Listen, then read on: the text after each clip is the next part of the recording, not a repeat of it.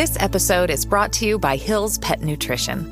Every shelter pet deserves a second chance, and you're making it possible for thousands of them every day. Because when you feed your pet Hill's, you help feed a shelter pet, which helps make them healthy, happy, and more adoptable, changing their life forever. So they can change yours. Over 14 million shelter pets fed and adopted.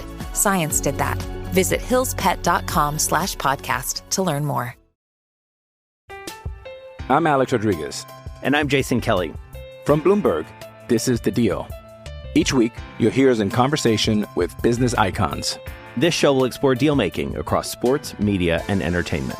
That is a harsh lesson in business. Sports is not as simple as bringing a bunch of big names together. I didn't want to do another stomp you out speech. It opened up so many more doors. The show is called The Deal. Listen to The Deal. Listen to The Deal on Spotify. Mother's Day is around the corner. Find the perfect gift for the mom in your life with a stunning piece of jewelry from Blue Nile. From timeless pearls to dazzling gemstones, Blue Nile has something she'll adore. Need it fast? Most items can ship overnight. Plus, enjoy guaranteed free shipping and returns. Don't miss our special Mother's Day deals. Save big on the season's most beautiful trends. For a limited time, get up to 50% off by going to BlueNile.com.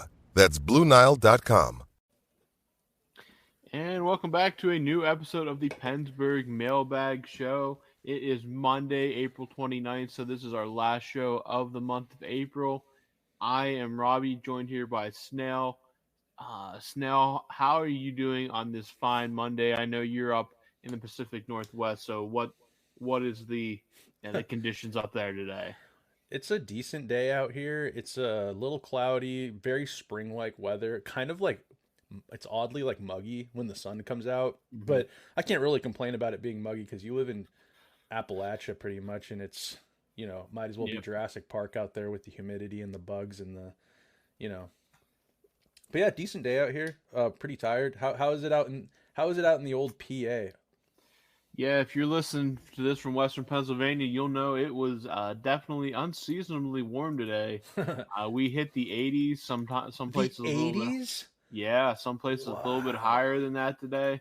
Definitely a bit of a warm little front coming through here. So here's to hoping that it doesn't stay too warm. We don't even have the air conditioners running yet or anything like that. But it was definitely a warm Sunday and Monday. But it's supposed to be, thankfully, even if it's a little warmer, a dry week, which we really need because it has been so wet here. We definitely need to dry out a little bit before we get any more rain. But no, it's been a nice spring day and hopefully a nice spring week as we head into May here. So I think I've asked you this before, but I forgot. Are you technically in Appalachia? Yeah, we live in the Appalachian Mountains. Yes, you do. That's cool. Mm-hmm. Are there the crazies out there that they talk about on the Appalachian? That's more Trail? the southern Appalachia, Kentucky, West Virginia. So if you hear stories like that, that's more them than us. There's crazies, but not like some of the stories you hear. Those are like help. Yeah, you guys just have folks like Garrett and stuff. Yeah, yeah, a little like hobbits and stuff. Yeah. The shrapnel will not stop, even with him departing officially. Well, Robbie, we got 8 questions coming from. I noticed all these questions are coming from across the pond. This are week. Yes. Our European listeners are. We're gonna get right into it here, but our European listeners are hyped for some international hockey. It's kind of something that I wish we had more here, but with the NHL going so long during the year, those hockey players, they need a little bit of time off. But in Europe, when it hits summertime, it's like summer hockey tournament season over there. Like a lot of stuff, not a lot, but a decent amount of stuff going on. And for that, I am envious. Question number 1 coming at you from Edward Beckham here. And he asks you, what are your thoughts about the upcoming World Championships? It seems to me that not much importance is attached to it. And he puts here in parentheses, I'm still hoping to persuade my fiance to do a weekend in Prague for it. Listen, a weekend in Prague sounds absolutely fantastic. Oh, dude, are you kidding me? Yeah, I mean, I wouldn't need much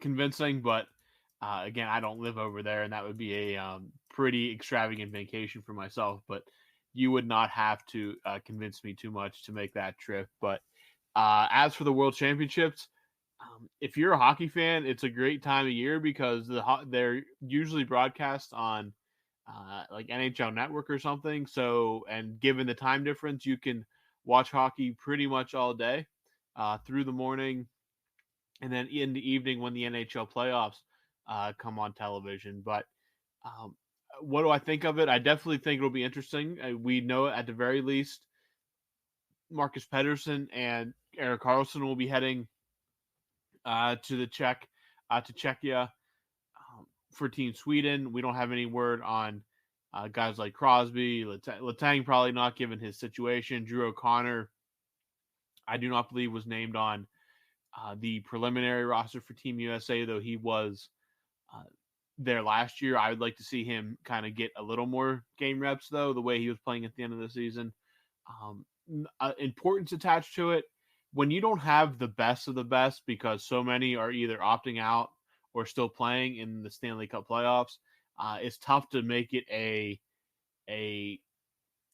true high level tournament, top tier tournament, kind of like that tournament they're hosting next year in the Four Nations tournament or whatever, where they're just omitting like hockey powerhouses maybe. Yes, like extreme. There's no Czechia. There's no. I had to go through all the teams. I can't remember. Russia is not in it. Yeah, no. And again, whatever you think about the current situation with Russia, they can compete under a neutral banner. Whatever, you can't leave them out if you want to consider this a high level tournament. It was kind of the same the last two Olympics when the NHL players weren't there. It still meant a lot to win it, but it did not carry near the weight as it did in the past, because it should be a best on best tournament. The World Championships, there's really good talent. No doubt you will have plenty of NHLers there. It's just it's tough to kind of make it a top tier high level tournament without some of those big names not playing. But Edward, if you can convince your fiance to take a trip, you absolutely should. I can't imagine why she would not want to go. But again, it gets you out of England, which seems like a win for you and her. And you get to watch hockey. So definitely try to pull the persuasion on her there, because you need to be in Prague to watch some of these games. If you go, Edward, you got to show us some photos of what the vibes are like out there in Europe, because I think of, growing up, and Robbie, you know this from going to hockey games and me as well, but hockey games are so fun. I think as far as sporting events go, they just have a more raucous crowd. I mean, in the wintertime, there's nothing like going to a barn and getting a bunch of cold beers with your buddies and hooting and hollering and having a good time. It's definitely a different vibe than like a baseball game. It kind of has almost like a WWE vibe a little bit more than other sports, but Europe, they do things to a whole nother degree. Like you look at like footy matches is what they think they call them over there. The crowd looks amazing. So I can only, in my head, I'm thinking a European hockey game, especially when those Euro teams are playing. I mean, that has to be a crazy atmosphere, and I'd love to take a peek at that. I'll be watching these games too. So if you end up going, which if you can't convince your fiance, I know Robbie, he would clear his schedule. He'd take your ticket in a heartbeat. Absolutely. All right, question number 2. This one's coming from Andreas Castle, our friend in Germania. And he says, usually I'm not keen on fighting, but I love the fight between Rick DiPietro and Brent Johnson. He also likes the Aaron Asham sleeper fight against Jay Beagle. Yeah, Rick DiPietro and Brent Johnson. The Aaron Asham sleeper is just, it's right up there with, actually maybe not right up there, but in my book, you have the Max Talbot shush, and then you've got the Aaron Asham sleeper, but very different instances. Aaron Asham, he really hurt Jay Beagle. Like Jay Beagle was punching way above his weight class trying to fight a guy like Asham, who was a heavyweight at the time, kind of a modified heavyweight. He wasn't a Brian McGrattan or anything like that, but he was the heavyweight on the team, and Jay Beagle was a youngster then, and a gritty player, but no Aaron Asham. And yeah, I think that if you've seen the video or if you watched it live when it happened, it was a good tilt, but Beagle had some words for Asham about it afterwards, and it was not a pretty scene. A couple other fights that I really like. I am keen on fighting, and I think that if you love not so much the heavyweight fights that are like staged, the things that they really tried to get out of the NHL after a couple lockouts. I feel like every lockout that happened, they're like, let's clean this up a bit.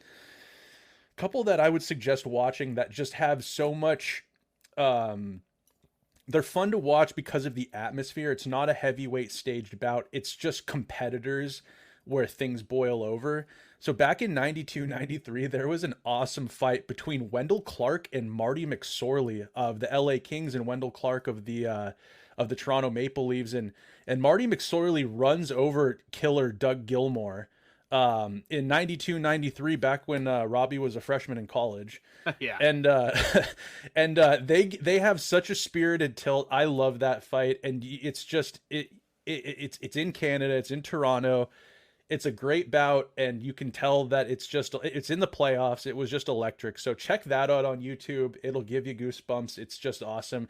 And the other one that I remember that I just love also, that is just a good tilt between, you could call them just like hockey royalty, hockey gods, and that's in the 2004 Stanley Cup Finals with Calgary and Tampa facing each other. Jerome McGinley and Vinny Lecavalier go at it, and I think it was Game 3.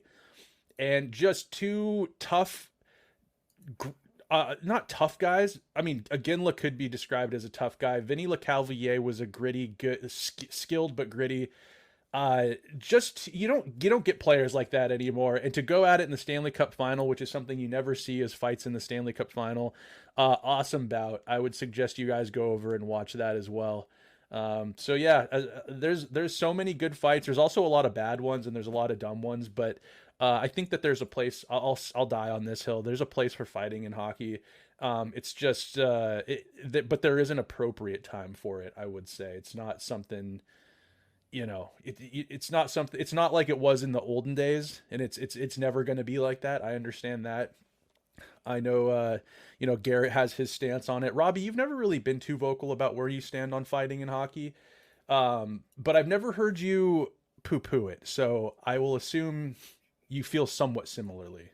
I think if it comes natural, it's fine. The setup stuff like you saw at the beginning of that Rangers-Devils game, obviously it's very rare anymore. You just don't see line brawls. And that's kind of, it's again, they didn't ban it. It just naturally kind of worked its way out of the game. Your big fighters, your guys that are just straight goon fighters, they just don't exist anymore. I mean, Ryan Reeves is barely in the league. Yeah, Matt Rempe, again, if Matt Rempe can't become some kind of fourth line depth producer, he's going to have a short shelf life in the NHL.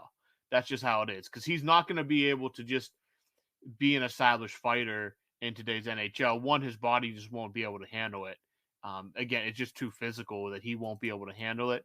So he's going to have to find a way to contribute offensively. I believe they said in Game 3 he didn't take a shift in the third period against the Capitals. So Peter Laviolette is obviously using him in very, very specific circumstances.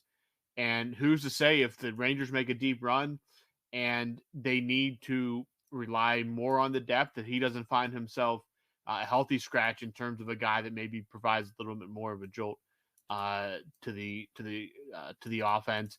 Ryan Reeves, he stepped on the ice in Game 4 for Toronto and had a brutal turnover that led to Boston's first goal. Ryan Reeves is just he's just well past being a good hockey player at this point, whether he's fighting or trying to contribute. He's just not. I just don't think he should be dressed for Toronto with the way that everything's going for them, but that's another question for another time. But overall, I think you can still have some very good spirited fights that aren't out of just petty, stupid stuff. And I think that fighting's fine.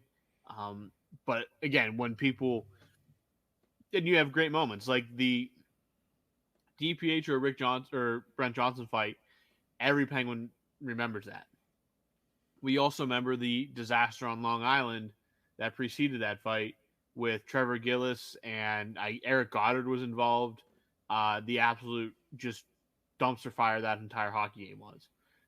So, yeah, I mean, if it comes natural, I don't really have a problem with it at all. But if you have a guy out there that's literally looking just to fight and cause havoc, if he's on your team, that would really tick me off because eventually you're going to get whistled for an instigator, and it just puts your team at a disadvantage.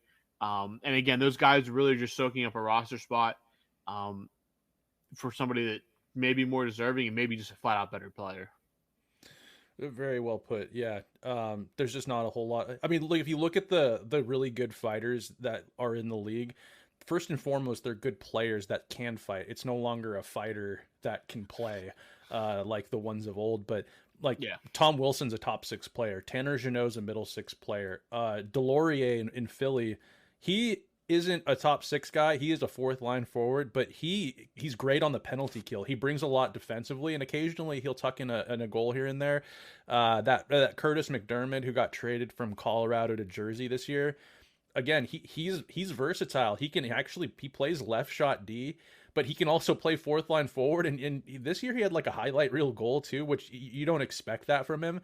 But he's a heavyweight, but he can kill penalties, and he can play physical, and he's not out there taking up. When he's in the lineup, it's for a good reason, and it's not a detriment to his team. So all for that going forward. We love our physicality in this sport, and I think it belongs, like Robbie said, it's if it's natural, and if it's like the ones I'd mentioned, the Sorley Clark and again LeCavalier, that's exciting stuff.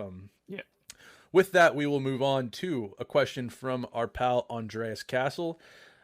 He asks, which is the most iconic goalie save of any Pens goalie that you remember? For him, it's Marc-Andre Fleury's save against Ovi in Game 7 in 2009.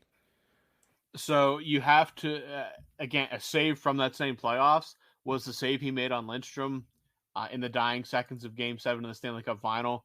That's probably, if they ever make a statue, that would be like the model, I think, would be. Again, the Ovi one would be nice because he's spread out, doing a full split, going into the glove. I mean, it was just a desperation against Lidstrom, but hey, they count all the same. The Frankie Pietrangelo save in the 91 Cup run against the Devils in elimination Game 6 comes to mind. Trying to think of some from... there was a sequence in Game 6 against Nashville where Matt Murray was under siege for basically 2 whole minutes and was simply not going to be scored upon. Fleury, sticking with the Capitals, his stick shaft save in Game 7 against the Capitals in 2017 is an all-timer that we'll remember. Again, the big ones are always going to stick out. They're always going to be massive. And the Penguins, when you win 5 Stanley Cups, you're going to have ones that just stick in your head because they have to. You need great goaltending to make those kind of things happen. So Fleury's had a bunch of them. Murray has made stellar saves when he was the Penguins starter, coming up with big moments. So many great ones. Hedberg in 2001 was basically just a brick wall for the Penguins when he came over. Just so many great moments, great saves that have really etched in some all-time great moments in Penguins history. You got to add in there too. I'm going to go off the board really quick here and just say, any save Louis Domingue made after eating spicy pork and broccoli. Fair. Any save when it's like double overtime and longer is a big save because one, everybody's exhausted. You're just hoping that you can knock the puck away to survive another day. So any save any overtime is a big save. So maybe a Jeff Zatkoff save. I don't think they were in trouble in that series, but Jeff Zatkoff stepping in and playing big in Game 1. The Mr. Game 1 and all Mr. time. Game 1, yeah. That was an all-time. The Penguins won a Stanley Cup with 3 different starting goaltenders that year. That's pretty. That is very rarely, if ever. I cannot remember if that's ever happened before, but that is that's an all-time series there. All right, Tony Gale back in the queue here with his question going to Snell here, and Tony says, "My preconceptions of Bunting may have been a little apprehensive. Would you keep him on the Crosby line or switch it up with Malkin next season and look to add depth to line one?" I'm not touching line one. I like line one. I like Rust, and I think Drew O'Connor has earned that spot going forward. I think Sid likes him there. I can't speak for Sid, but the way that they played together and going down the stretch when they were on fire, Drew O'Connor was so potent on that first line, and Bunting was fitting in nicely with Malkin. Coming up clutch and on the power play. I'm not touching line one. I'm leaving Bunting on the second line. But my concern is who's going to flank Malkin on his right side, because Ricard Raquel, he ain't it. Unless he trains with Adam Oates all off season and he comes back and he's just essentially a different player. I don't know. I think they look to move. If I'm Dubas, I'm looking to move on from Raquel. You don't even need to get much for him. If you can just get that contract off the books, that's a dub. I think Malkin and Bunting are fine together. It's more just like who can bolster that line and really make it hum on that right side. That's where my concerns are. But yeah, everyone was a little bit kind of scratching their heads at the return of Bunting from the Gensel trade. But man, was he key. I think everybody who was a hater of that has quickly changed their tunes on Bunting. And I think that Bunting specifically was a huge reason that Malkin turned it on after the season. So, like, I think Bunting, again, Hornquist played with Malkin a good bit, and I think Malkin needs that kind of player on his line, especially at his age. So I think, like, Bunting on the second line, again, injuries can slide players up and down the roster, but I think that's where he starts next season. Has to be. I think Malkin's a bully out there. I think he needs a bully he needs a couple of bullies on his line, and that'll really help get him going. You've seen it in the past, like you said, with Hornquist. When Malkin is the most potent, he's playing like a prick. So Bunting provides that as well. So I'm not touching the first line, Bunting and Malkin all day. Yeah. I'm Alex Rodriguez. And I'm Jason Kelly. From Bloomberg, this is The Deal. Each week, you'll hear us in conversation with business icons. This show will explore deal-making across sports, media, and entertainment. That is a harsh lesson in business. Sports is not as simple as bringing a bunch of big names together. I didn't want to do another stomp you out speech. It opened up so many more doors. The show is called The Deal. Listen to The Deal. Listen to The Deal on Spotify. Mother's Day is around the corner. Find the perfect gift for the mom in your life with a stunning piece of jewelry from Blue Nile. From timeless pearls to dazzling gemstones, Blue Nile has something she'll adore. Need it fast? Most items can ship overnight. Plus, enjoy guaranteed free shipping and returns. Don't miss our special Mother's Day deals. Save big on the season's most beautiful trends. For a limited time, get up to 50% off by going to BlueNile.com. That's BlueNile.com. All right, question again from Andreas. Something a little different here. What's your favorite comic character or comic book? Robbie, are you a comic book guy? I'm a comic book movie guy. I'm not a huge comic book collector or anything like that. Just never something I was into growing up. But if I had to pick one, I mean, there's a couple. There's like three. Captain America. Again, I'm basing this mostly off movies. Captain America, Spider-Man, and the third, like, I go like all over the place on the third. And I kind of settle on Black Widow, which was Scarlett Johansson's character in the movies. Yeah, just kind of where I land on the comic books. Not a huge comic book fan, like I said. Spider-Man, so one of the co-creators of Spider-Man is actually from my hometown. He passed away, like, obviously. He'd be probably, like, in his late 90s or even in he was close to Stan Lee's age. So, like, I kind of have that attachment, and I just think that all the Spider-Man actors have been very good. I've always liked either Tobey Maguire, Andrew Garfield, or Tom Holland. I've all thought they've done a really good job with the character. So I have no preference there. It just Spider-Man just seems like he's always had the youth. He's young, flying over New York City. Captain America just because USA, USA, USA. And I love big patriot. Yes, and I just loved Chris Evans' portrayal there. And then Scarlett Johansson is Black Widow because Scarlett Johansson is Black Widow. Scarlett Johansson, God, what a firecracker! Yes, but yeah, those would be my three. I'd say. Snail, how about you? Yeah, never was a comic book guy. Like I never. The only times I ever went to a comic book store and bought comics was to buy comic books that I found out were made based on mostly movies that I liked. Like growing up as a little kid, I loved Godzilla. And then later on in my later years, when I found out that there was an epic Godzilla comic book series, I bought a few of those. One of my favorite movies, and I've said this on here on record, and I will say it again. One of my favorite movies of all time is Mars Attacks. It's a goofy 90s movie, but it used to scare me and I thought it was serious, and now it's just satire. It's hilarious the older I get. They made a comic book spinoff about the aliens from that, and I've bought those. Okay. But you know what I have been, and I've never divulged this before on here, is I'm a huge anime guy and manga, which manga are just Japanese comic books. Yeah.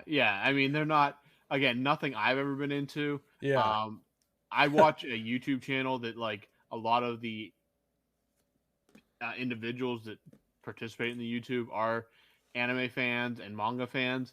The only anime I've ever really watched was the original Pokemon show. Mm-hmm. You never watched like Dragon Ball Z? A little bit. I never got into, like, it was always on Cartoon Network. Yeah, Toonami. Yeah. So like I'm familiar with some of the characters, but like the storyline, I couldn't tell you really anything. There's a show on Netflix. It's a live action One Piece. Oh yeah, that's pretty good. Yeah, that's one that I think I could see myself getting into. Just because what I've seen, it actually looks pretty entertaining. Mm-hmm. So that's something. But yeah, anime was something I was never in either. But I think if I got in the right like genre of anime, I think I could find interest in it. Dude, yeah, there's an anime out there for everybody. Anime is controversial. It's kind of a lightning rod because some people hate on it, but they'll like Marvel stuff, and it's just like, well, dude, it's just it's the same kind of storytelling, honestly. I can see that. Yeah.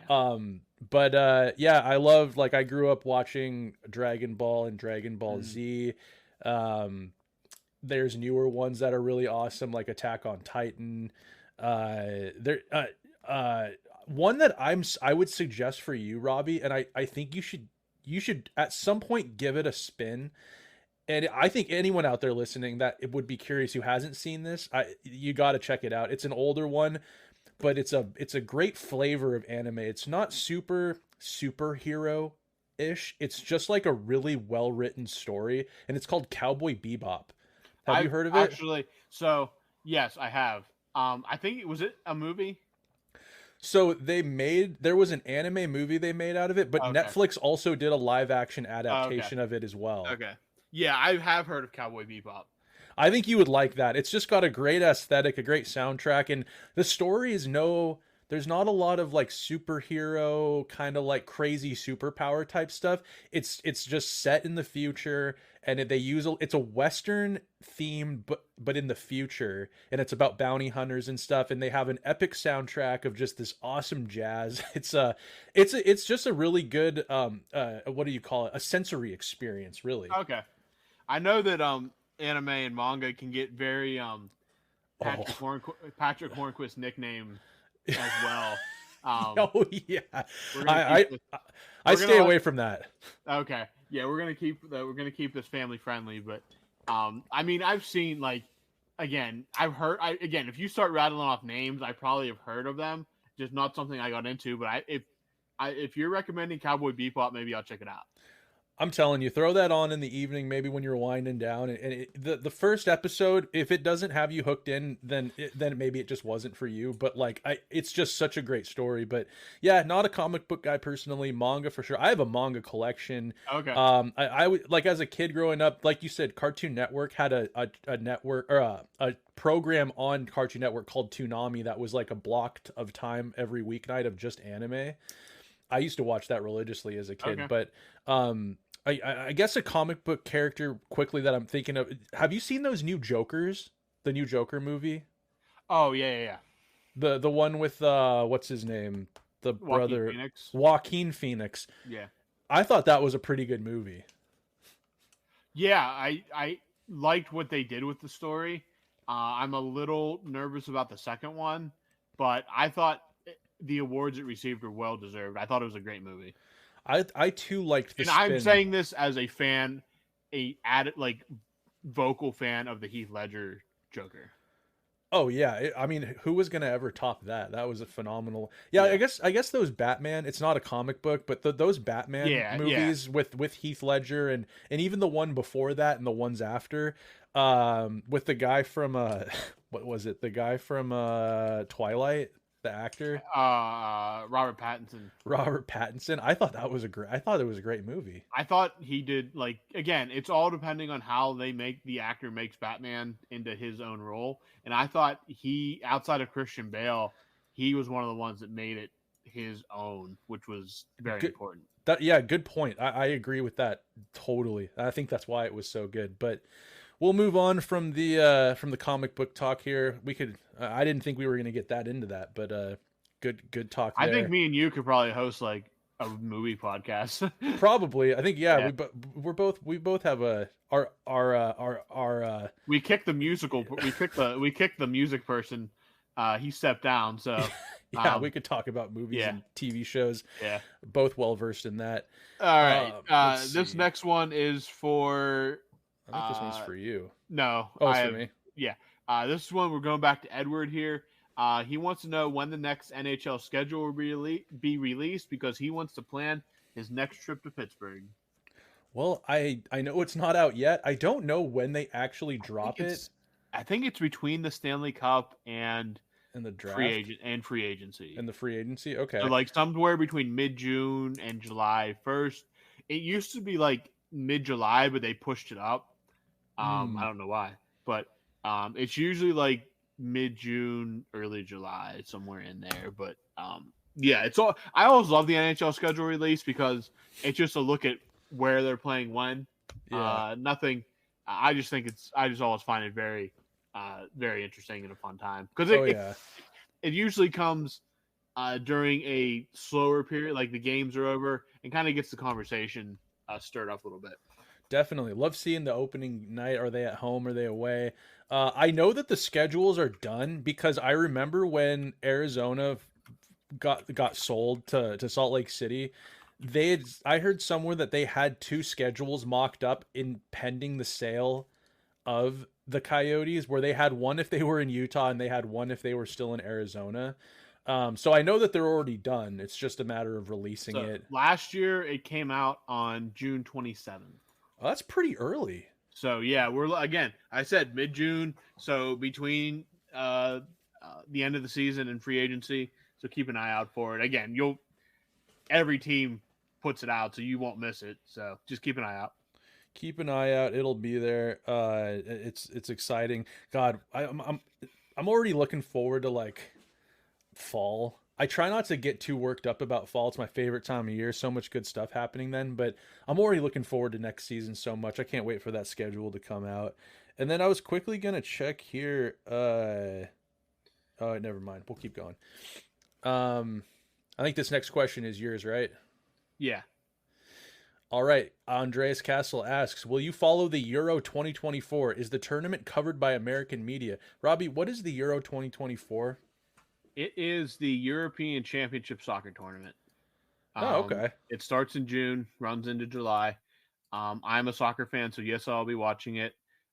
Andreas, yes, it is covered. I believe Fox Sports carries the rights. It will be covered. In America, it has for many, many years now. It is like the Yeah, it's just the European Championship. It's just European teams, the 24 that qualify. It starts in June. It's being held in Germany this year, so I don't know if Andreas has any plans on attending any games, but it's coming up here in about 6 weeks. But yes, I will be watching. I'm a big soccer fan, so I will definitely be tuning in for some footy here this summer. And wrapping us up this week with what I believe is a hockey question is Tony Gale. He said the train has reached its final destination for the season. Who's getting off and who's getting on? I assume that this is talking the positivity train that we were talking about all season. I would think so. The Stonks train. Well, Garrett's off. Oh yeah, I mean Garrett was never really on. He was yelling all sorts of things. Go Canes, and it wasn't even. They were on their run trying to make the playoffs. Still, the Penguins were. So he was jacking for Macklin. He was. He actually started that whole thing, and Well, I can't wait to forget that phrase. To be totally honest with you, I can't wait till he is drafted and not a Penguin. And but yeah. Yeah, dude, let's talk about where we're at heading into this season. The train will be up and a chugging again. Where are you at? Where are you at with the Penguins kind of entering this next season?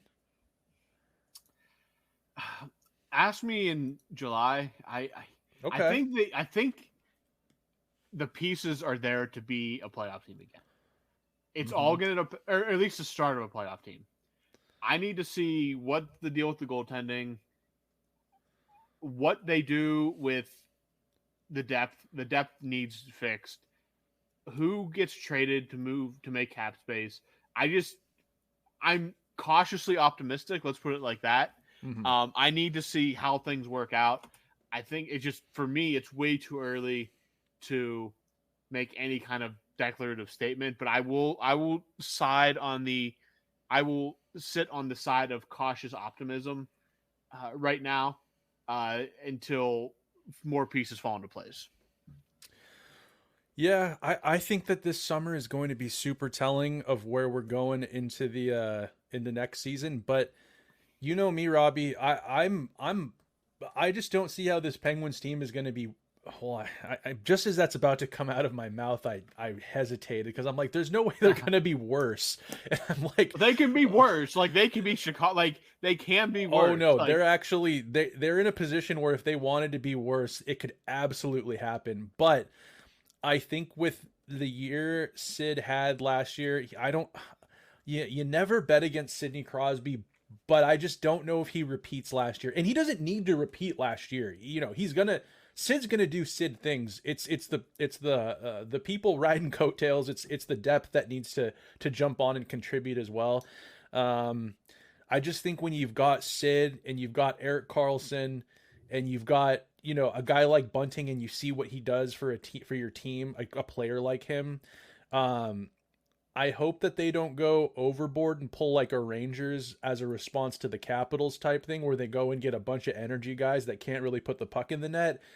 I hope that Dubas has done his homework and builds out the roster in a well-rounded way. And I don't see the goaltending also is glaring right now. I mean, I heard Blomqvist look shaky in that second game where they got eliminated in Wilkes. We all love Ned, but do you let him walk in free agency? And because you still have Jari in his contract that he just signed. I'm on the positivity train. It's going to keep chugging. I think that ask me where the train's at and where the stonks are at in an American Thanksgiving. Again, I just need to see outside on. I'll err on the side of cautious optimism. I just need to see more pieces fall into place. Again, I could be real. I'm going to be excited no matter what happens come October. Sure.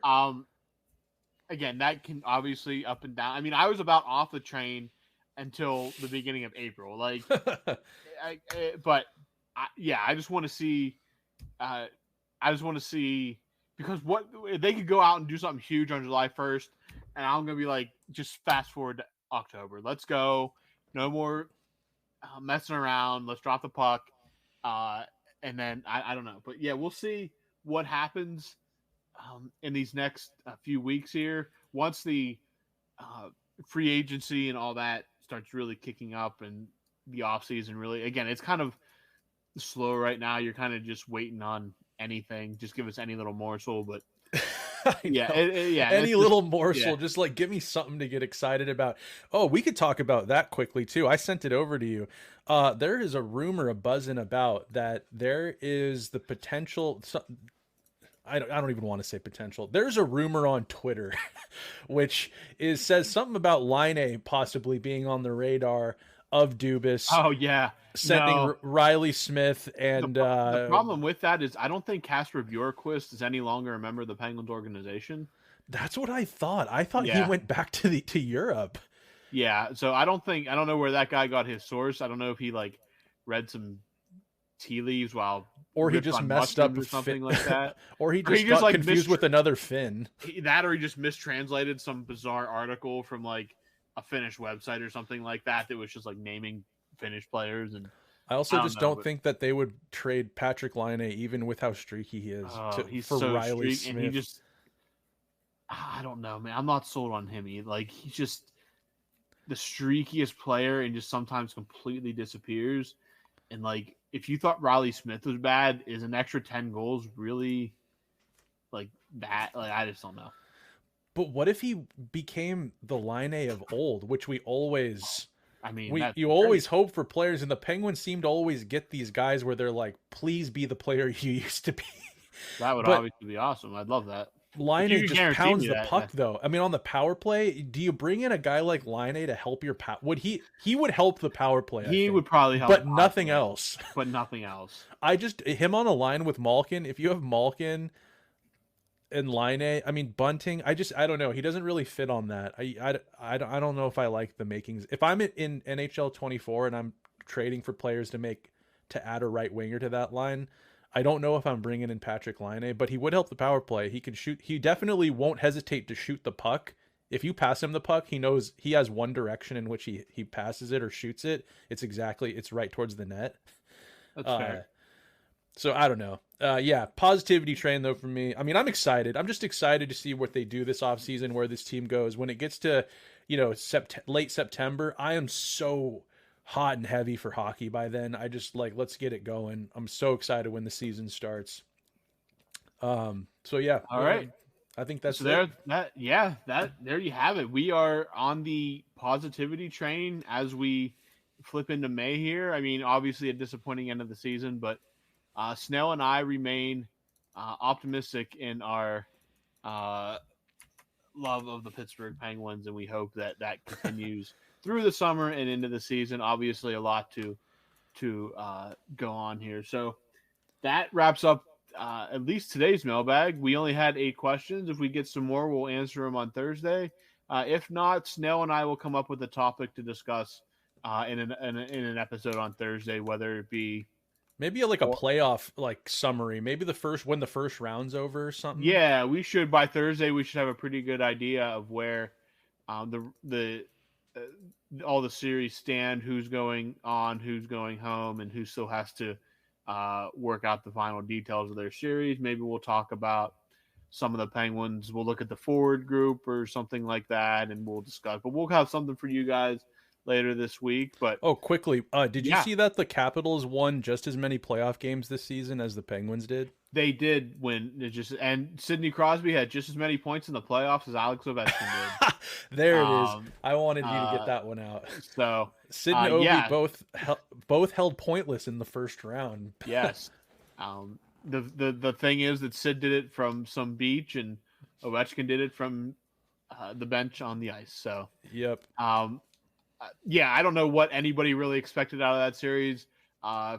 It said something that at times the Rangers didn't even look like they were trying all that hard, and were completely wiping the floor with the Capitals. But so the Rangers, as of this recording, are the first and only team through to the conference semifinals. More could join them in the coming days by the time we record next. So, Snell, do you have anything to wrap us up? No, I don't. Just playoffs have been, I don't know about you, but maybe like mildly underwhelming. Like Yeah, the it first just, round I hasn't mean, been as spicy as I thought it I mean, would you be. have you had 3 series in the East go 3-0. The other one's 3-1 after 4 games. Out West and Vegas, it's just almost they're good, but they're almost boring in there. Now Dallas did get back in it. I'm bummed on Dallas. I thought that they were going to Yeah. give Vegas the business, but Edmonton, it's just absolutely if they're not manhandling Los Angeles, they're Stuart Skinner's playing out of his mind.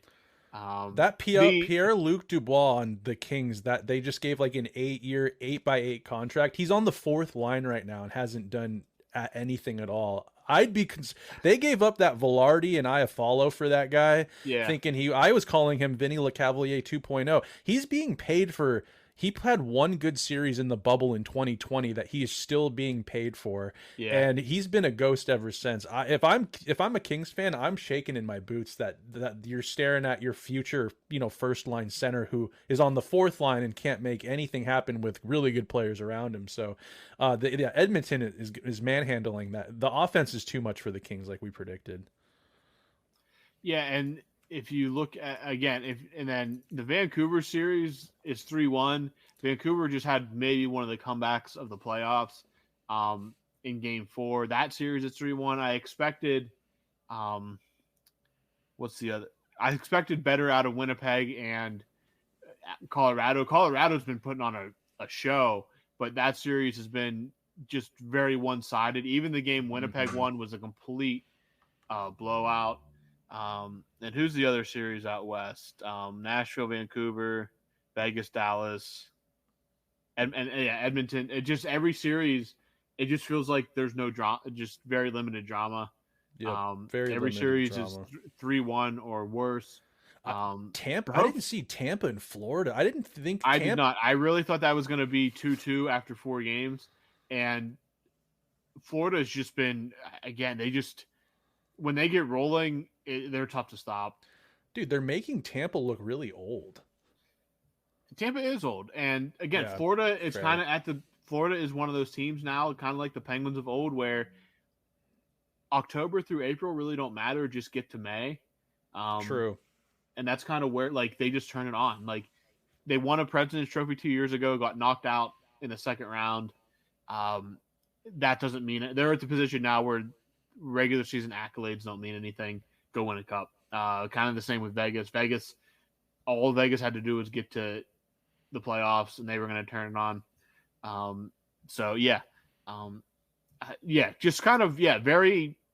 Again, there's been entertaining games, but for the most part, the series feel very, Yeah, there was a double overtime on Long Island the other day, and Carolina let them in and win one. That's such an unsexy game, like Carolina versus. It's just like Canes just need to get out of that series without getting anybody hurt. I think they lost Jesper Fast, which sucks for them, but they got their guys in place. I've been listening to that one just because of the Jake Gensel effect, but kind of again, it's like when I see that it's on TV, I'm like, I don't even really care. I don't really want to watch Brock Nelson and Anders Lee struggle to score a goal. Yeah. Know what I mean?